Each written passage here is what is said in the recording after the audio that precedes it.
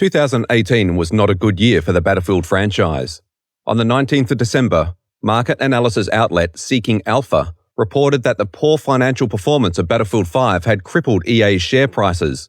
Revenue expectations were cut from $2.2 billion to under $1.8 billion. The report concluded with, as hard sales data comes forward in January, look for additional downward revenue revisions and corresponding pressure on the stock price. So how did we get here? The article listed a couple of reasons as to why, none of which will surprise anybody who hadn't stuck their head in the sand. This video explores who is responsible for Battlefield 5's failure, what impact this might have on DICE's future, and how this all could have been avoided. There are many who would lay the blame on EA, and it's easy to understand why. EA has acquired a terrible reputation for their anti-consumer practices. This is the company that brought the loot box model to the West with FIFA Ultimate Team. This is a company that routinely renders games unplayable, denying access to products consumers had paid for without anything in way of a refund. This is the company that requested the development of Denuvo, a DRM they have systematically imposed on all their studios, even for a multiplayer-focused franchise like the one in question, Battlefield.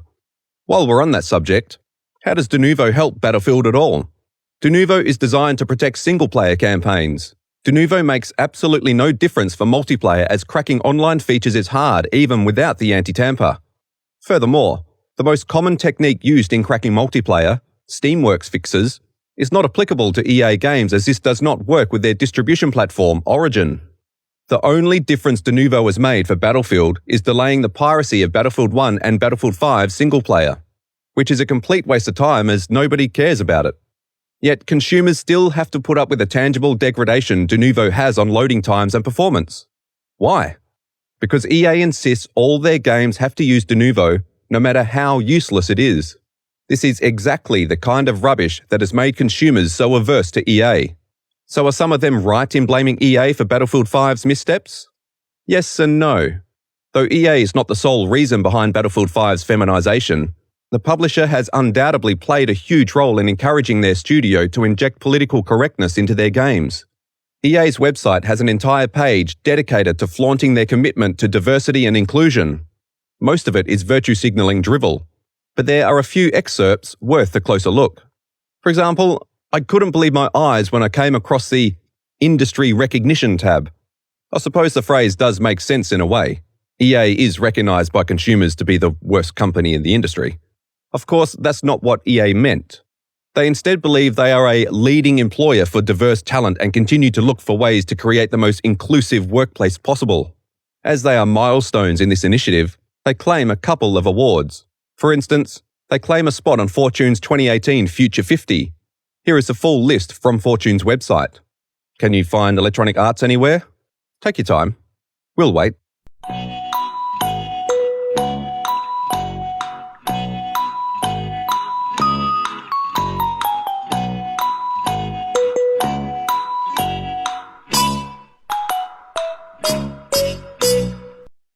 If this looks dubious to you, just take a look at their next claim, a spot on Fortune 2018's list of the world's most admired companies.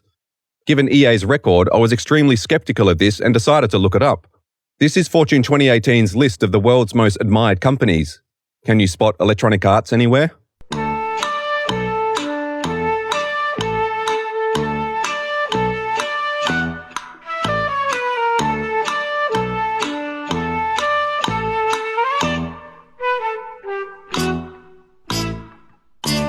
I didn't expect to, and I was not surprised. EA is not one of the world's most admired companies. It is one of the world's most despised ones. Indeed, consumers had repeatedly voted EA the worst company in America. Who do they think they're fooling? Certainly not consumers, judging by the backlash to their despicable market practices. If not consumers, then who? The answer can be found by examining the next quote from EA's diversity page. We're committed to ensuring our values of diversity and inclusion are reflected in the game's experiences. This forced inclusion is not appealing to the average consumer, who'd play the game for the quality of its experience rather than its adherence to ticking a demographic inclusion checklist. This is aimed at journalists in the gaming press, almost all of whom tend to lean left, a political affiliation they routinely inject in their reviews. Journalists tend to care about diversity and gender inclusion far more than the average consumer who pays for the game. This makes us think the entire point of this exercise in political posturing is to gain good press and thereby deflect attention away from their reprehensible business models. If gamers spend time squabbling about EA games pandering to political correctness, they spend less time bringing attention to the exploitive DLC, season passes and loot boxes in those games. Frankly, this is what social justice types ought to be offended by, being used as pawns by a notoriously greedy corporation to divert criticism away from their detestable market practices. But it would appear that they are happy to play along and be the foot soldiers in EA's diversionary strategy.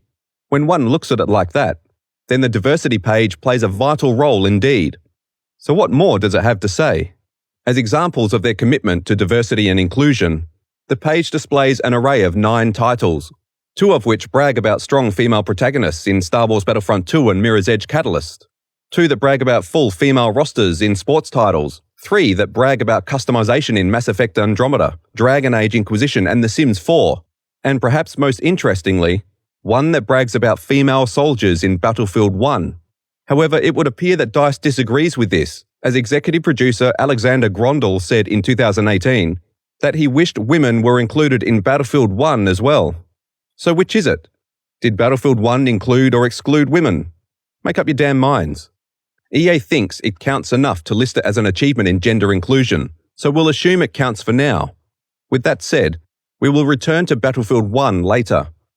Clearly, EA wants their developers to push diversity and gender inclusion in their games.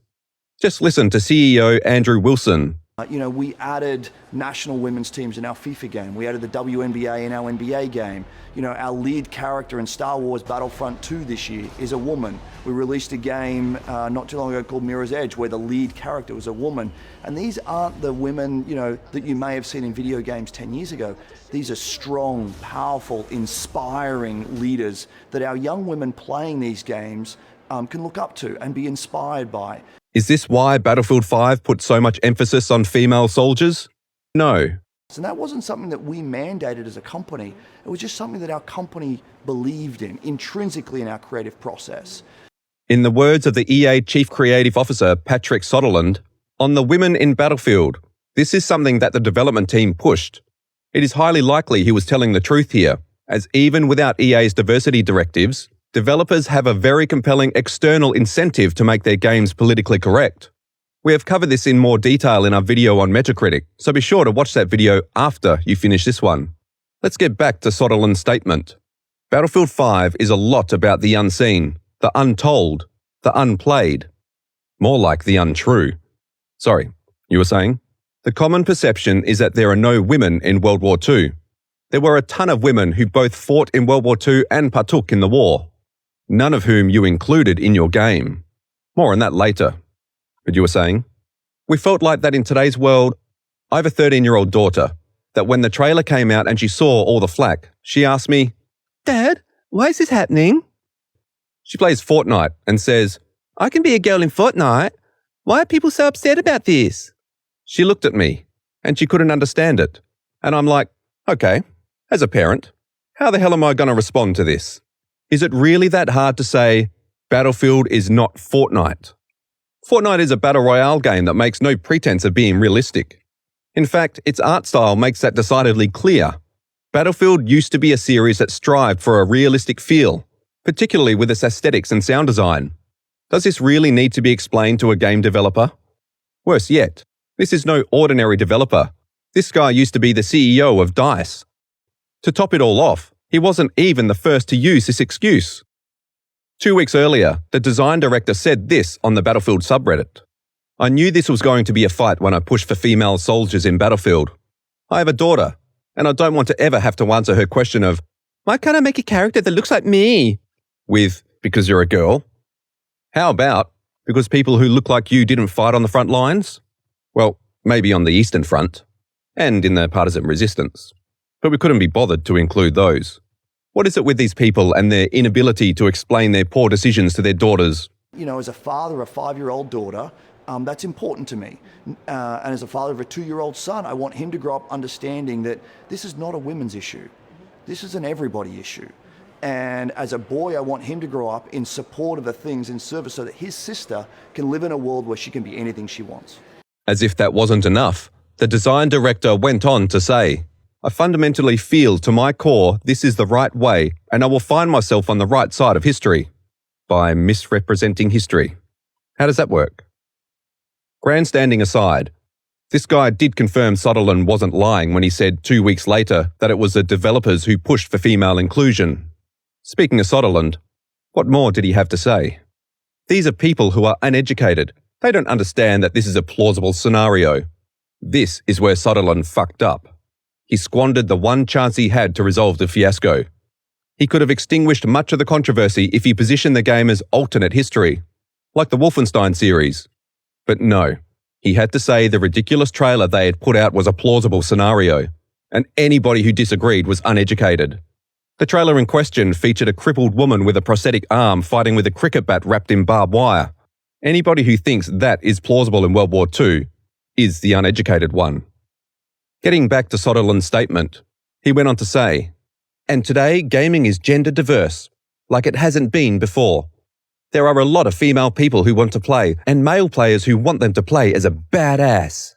Yeah, and these people will play games that actually do something worthwhile with their female characters, like Horizon Zero Dawn or Tomb Raider, though apparently even Tomb Raider is considered problematic these days. Point is, anybody playing Battlefield 5 for its female representation will be sorely disappointed.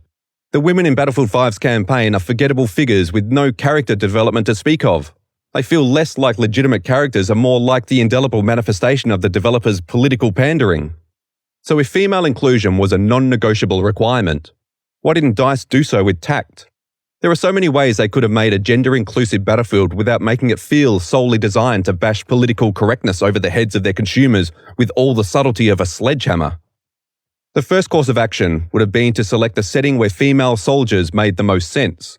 The first candidate is also the most obvious one, returning Battlefield to the modern military setting.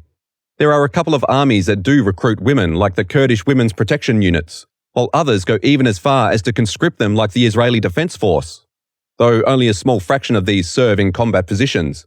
Nevertheless, the inclusion of these in a Battlefield title would have served the purpose of female representation in a realistic, authentic, and above all, immersive manner. That being said, one might argue Battlefield 3 and 4 have already sated the market for modern military shooters. That brings us to our second candidate, a sequel to Battlefield 2142.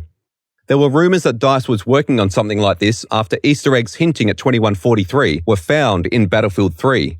Regrettably, DICE squashed these hopes in 2012, saying no such project was in development. This was a shame, since it would have been a perfect fit for DICE's new agenda. Few would have objected to female representation in a futuristic shooter. Furthermore, this would have also enabled a tactful opportunity for DICE to include the other demographic they so clearly want to include in Battlefield 5. People with prosthetics. 2143 would have been the perfect stage for characters with powerful cybernetic prosthetics that enabled feats of superhuman strength, much like the tech scene in the Deus Ex series, a much beloved franchise that DICE could have taken cues from.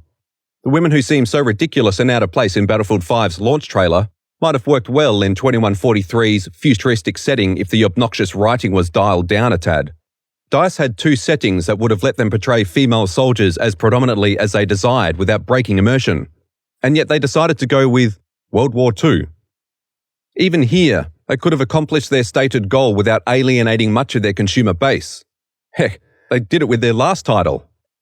Battlefield 1 actually handled female representation with tact, depicting the 1st Russian Women's Battalion of Death, a historical combat force comprised of real women who actually fought on the front line. There was little overt political posturing to alienate consumers of any political affiliation, left or right. Of course, Battlefield 1 did have a few inaccuracies of its own. For instance, the approach to ethnic diversity was nowhere near as realistic as its representation of female soldiers, characterized by the anachronistic prevalence of African troops in the German forces. Germany did recruit colonial troops. However, they were deployed in Africa, and so saw little combat in the European battles seen in Battlefield 1. This was not emphasized nearly as much as gender inclusion was in Battlefield 5, and so was offset by the excellence of Battlefield 1's production values and the novelty of being one of very few games set during the First World War. Consequently, Battlefield 1 was a commercial success, reported to be the biggest launch in DICE's history. DICE could have applied the same realistic approach to the gender inclusion with Battlefield 5 as they did with Battlefield 1, and nobody would have minded, least of all EA, who still exhibits Battlefield 1 as a milestone in female representation. Well, perhaps that isn't quite accurate as DICE might have minded. They have a different view that does not appear to share as much pride in their own work, as briefly touched upon earlier. After receiving criticism in 2018 for the Battlefield 5 trailer's ridiculous portrayal of women, an executive producer at DICE stated he wished women were included in Battlefield 1 too. This seems to imply that their depiction of the Russian Women's Battalion of Death does not count. So when does it count then? Clues may be found in a series of Twitter posts a former DICE employee published on June 12, 2016, months before Battlefield 1's release. She revealed Battlefield 1 was supposed to have female soldiers to begin with, but that was scrapped because the core audience wouldn't believe it. Is this what DICE set out to rectify with Battlefield 5? Launching with female soldiers? Is this why they made their Claw woman the focus of their reveal trailer? Leave your thoughts in the comments section below. Getting back to the former employee's rant, she went on to make a comparison between gameplay and inclusion. Check how many tanks were involved and how they worked. Check the lethality of parachutes. That's just 2. All that is believable, but female soldiers are not? To the core audience of boys? This comparison makes little sense, but has become an increasingly common argument to legitimize inauthentic gender inclusion. While mechanics of certain equipment may need to be tweaked to make them usable in gameplay, this is fundamentally vital to the functioning of the game. Without these tweaks, the game may be unplayable. If accuracy suffers as a result, it's an unfortunate but necessary sacrifice to ensure the product is functional. This does not apply to inclusion. Inclusion serves no gameplay function whatsoever. The commercial success of earlier Battlefields is proof of this. Battlefield 1 played and sold just fine before female soldiers were added in post-launch DLC. Thus, any comparison between gameplay mechanics and gender representation is invalid. A marginally better yet still flawed argument is comparing the inclusion of anachronistic weapons in certain battles. For example, let's respond to this comment that asks why we are not upset about using an MG42 or STG-44 in a battle set in 1941. While this will undoubtedly break the immersion for some, we must ask whose immersion would it break. Historians who recall what year each battle took place might spot the anachronism, but the average consumer might not. Meanwhile, the inauthentic inclusion of female soldiers will certainly break the immersion of the average consumer who might have grown up watching Saving Private Ryan and Band of Brothers. Meanwhile, the service of Soviet snipers on the Eastern Front has become somewhat of a meme, and so would not have broken the average consumer's immersion. Ultimately, that is what this whole fiasco is about. Immersion. So you might ask, why do consumers make such a big deal of accuracy and authenticity then? Accuracy builds authenticity. Authenticity builds immersion, and this is what matters. Immersion. While many might dismiss accuracy as unimportant, immersion is vital to any game, and a lack of it leads to an inferior player experience. That being said, alternate history games can bypass accuracy and realism and still be immersive on account of the quality of their writing and voice acting. For example, let's look at a game of an entirely different genre, For Honor. Although For Honor targets an entirely different time period, it is primarily a multiplayer experience like Battlefield 5. While many would argue For Honor is far less realistic than Battlefield 5, I've found it's far more successful in immersing you in its setting thanks to the excellent quality of its writing and voice acting.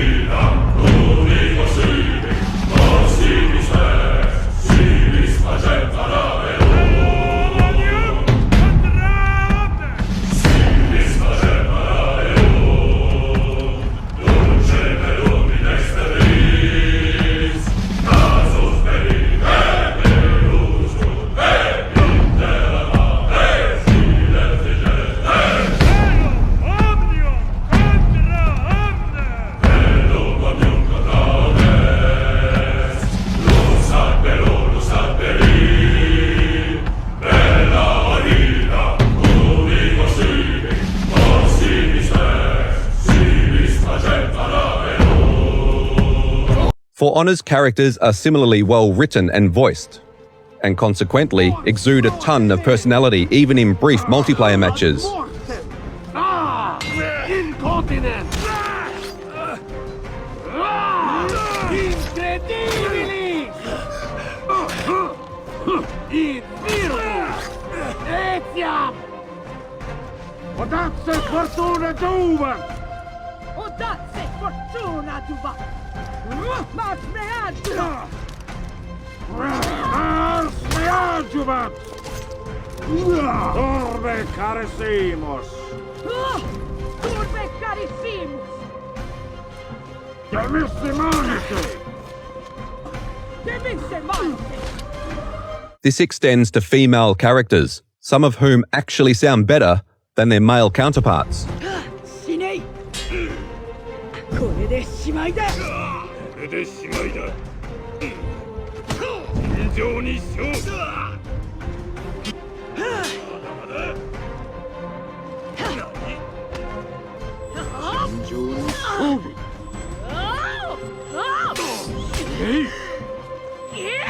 死ね逃がしません何どなたにしよう押して参る It's no surprise nobody complains about the female characters in For Honor. For Honor players have grown to like these characters so much that the only time they complained was when Ubisoft planned to replace their voices with assets widely perceived to be of inferior quality. This alone serves as an example of how important voice acting is to immersion.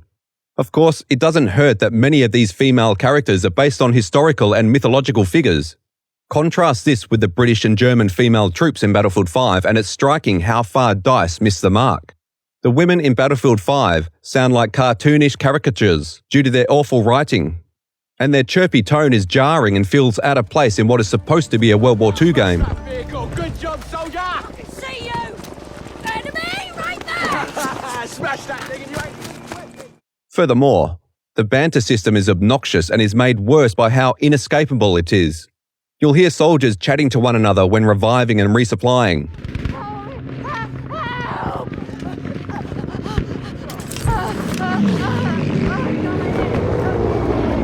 Fans immediately picked up on this after the release of the first trailer, and this was the spark that ignited the controversy in the first place. DICE should have seen this coming, even if they thought this new direction was the way to go. They should have realized how different this was to their previous work while they were in the process of making it. This is immediately apparent when you watch the trailers of previous Battlefields. DICE must have known that this is not what longtime fans expected or even wanted of them. Of course, DICE didn't care, and EA didn't just allow their apathy. They encouraged it. This is what EA Chief Creative Officer Patrick Soderlund chose to say to disappointed fans. We stand up for the cause because we think those people who don't understand it, well, you have two choices. Either accept it or don't buy the game. It appears consumers called him on his bluff. Months before release, Battlefield 5 was reported to trail behind Call of Duty's pre-order figures by 85%. For comparison, Battlefield 3 and 4 were 40% to 20% behind their Call of Duty competitors. 1 week before Battlefield 5's pre-order performance was revealed to the public, EA announced Soderlund was leaving the company.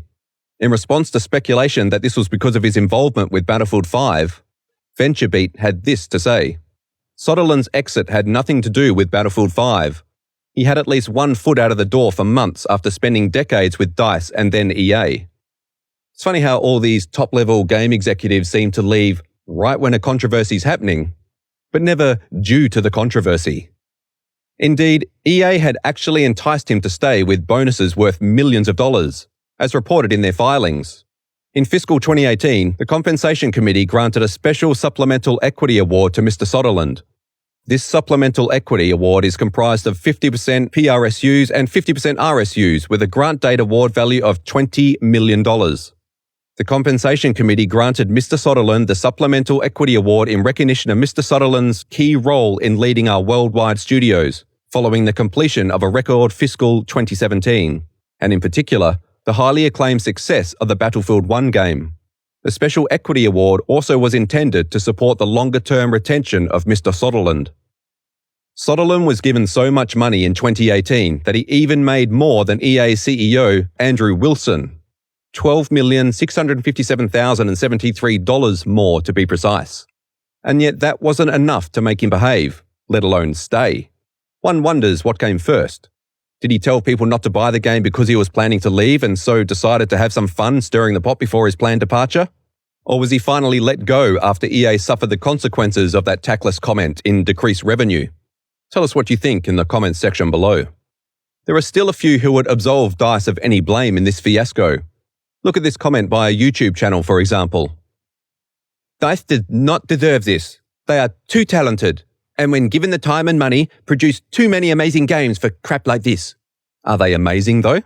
They were technical marvels for certain, but their progression and monetization systems leave a great deal to be desired. Not only did you have to pay for post-launch maps, but you didn't get the weapons introduced with those maps.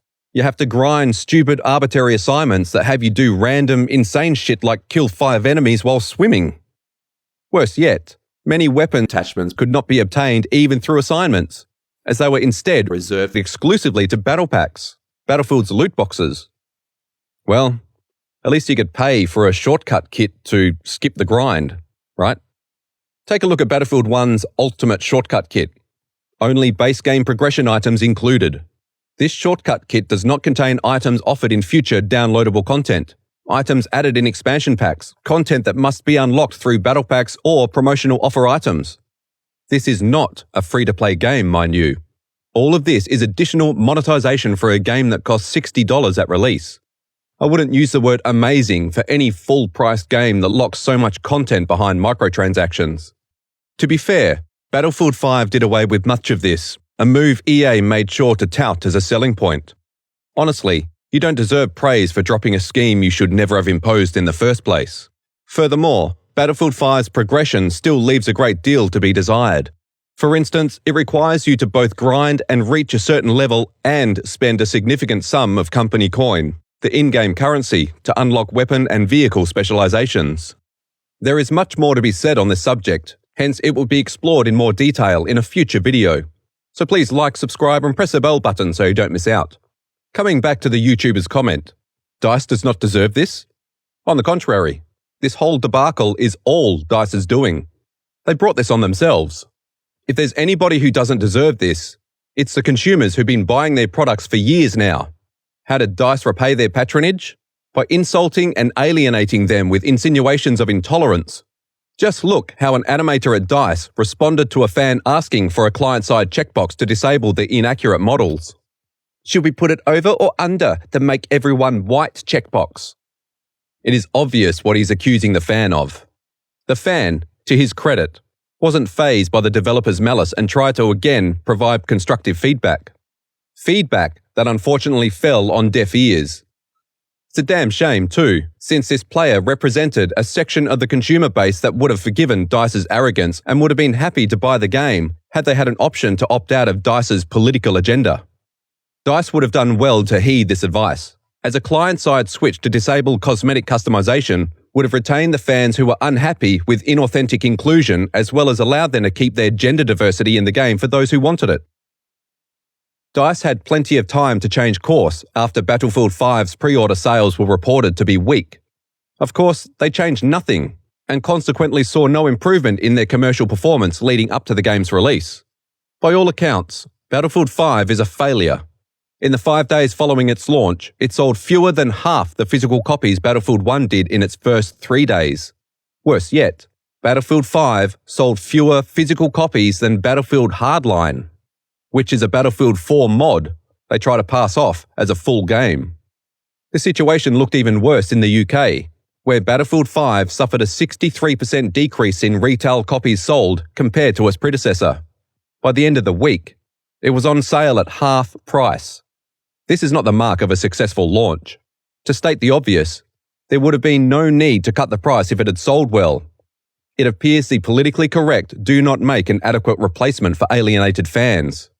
Ordinarily, such a setback might cause normal people to reflect upon their actions, ascertain what role they played in their own downfall, and contemplate what they could have done differently. Not DICE, though. Instead, They hosted a launch party that mocked consumer criticism on a huge screen. In case you can't read the quote at the bottom, it says, "Did my grandfather storm the beaches of Normandy for this?" The largest text on the screen is a hashtag, everyone's battlefield. Looking at their sales figures, no one's battlefield might have been a more accurate slogan. But then again, DICE has made it clear accuracy does not matter to them. Funnily enough, details of this launch party wasn't leaked by an anonymous insider, but was instead shared on Twitter by a level designer at DICE. He quickly deleted this tweet after he realized his mistake, but clearly it was too late to cover it up. Ironically, everyone's battlefield backfired, as most tweets that use the hashtag are critical of DICE. Of course, DICE had still learned nothing, as demonstrated by what a developer said on Reset Error. If anything, this project has made everyone in the studio stand stronger together. Can't believe we're going through this crap for being more inclusive in 2018. No, you are going through this crap because you injected modern political agendas into a historical game. DICE's denial is fed by fans of political correctness, who still make a conceited effort to downplay the role Battlefield 5's politicization had in its commercial failure. Seeking Alpha concluded it did play a major part in its poor sales figures, so much so that it warranted a mention in their report. It is understandable why social justice types want to argue as they do. They do not want other developers discouraged from injecting political correctness into their games, no matter if the game suffers for it as Battlefield 5 has. A few of these even wield what little influence they have to silence critics of inauthentic inclusion. For instance, moderators of the Battlefield subreddit have stamped out criticism by locking and removing any criticism of female soldiers. One moderator who tried to stop the censorship had his powers taken away by Reddit employees, who then promptly handed the subreddit back to the censors.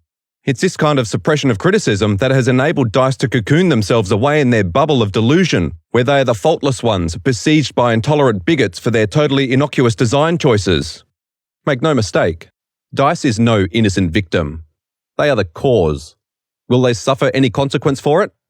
While we can't predict the future, we can look at what EA has done to developers whose games failed to become a commercial success. Let's start with Visceral Games, the studio that created the once successful Dead Space series. While the first two Dead Spaces sold well, the third failed to meet EA's expectations and thus the franchise was canned.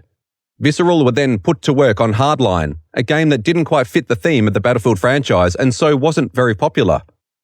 This would be Visceral's last game as EA shut the studio down in 2017. For our second example, let's look at a studio that never even got to ship a product onto the market. EA launched Victory Games in 2010 and shut it down 3 years later because the game they developed was poorly received by those who played its closed alpha. While we're on the subject of Command & Conquer, let's look at another studio that worked on the franchise, Westwood Studios. EA acquired the company in 1998 and shut it down 5 years later because their game Command & Conquer Renegade failed to meet their expectations. Let's move on to Black Box, the studio that worked on the Need for Speed franchise. In 2008, EA downsized Black Box, fired 1,000 employees, shut their offices and moved them to EA Canada. The studio faced further layoffs in 2012 and was eventually shut down in 2013. Next up is Mythic Entertainment, a studio shut down in 2014 after the disastrous reception of their mobile game Dungeon Keeper. And on to Maxis, a studio famous for its work with The Sims and SimCity franchises. Their unfortunate choice to require a persistent connection for SimCity 2013 would be their undoing. The game suffered a disastrous launch due to its requirement to connect to Maxis servers, which were unable to cope with the demand. Though the game was eventually patched in 2014 to allow offline use, the damage was done, and their main studio in California was shut down. Our last example is also the most interesting one. Dreamworks Interactive. EA acquired the studio in 2000 and later renamed it to EA Los Angeles. In 2010, it would be renamed again to Danger Close, a name you might recognize if you were keeping an eye on first-person shooter games at the time.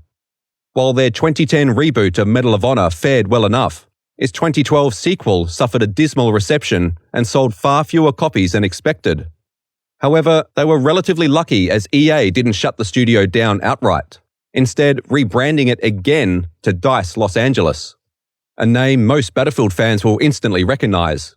This is a studio that rescued Battlefield 4 after its disastrous launch by fixing its numerous technical issues and releasing a great deal of post-launch content for free. Perhaps this is the fate that awaits DICE Stockholm. If you think DICE is too important to be punished, the long list of studios EA has shut down should make it clear EA does not tolerate commercial failure. It can be argued DICE's case is worse than any of the studios mentioned previously, as this is the first developer that has actively antagonized and alienated a sizable section of their fanbase. The loss of these consumers does not bode well for the commercial performance of DICE's future titles. On the other hand, it's likely EA will want to preserve DICE in some form, as they develop the Frostbite engine that EA has forced all their studios to use. In this case, we might see DICE's role reduced to updating the engine with a few features and helping other studios with using it in their games. Does this sound plausible to you? Let us know in the comments section below. That concludes our postmortem of Battlefield 5. If you like this video, please share it. There is more content like this on the way, so please like, subscribe and press the bell button so you don't miss out. Do you play Rainbow Six Siege or Dota 2? Check out the other channel for analytical guides for both games. Link is in the description and on the screen. While you're here, feel free to watch our playlist and hardware analysis of CPUs and GPUs. Our de novo analysis where we explore its history, its performance impact and why developers stick with it even after it's cracked. And our 3-part analysis of the DRM Stronger Than de novo, where we explore what it does and compare its success with de novo.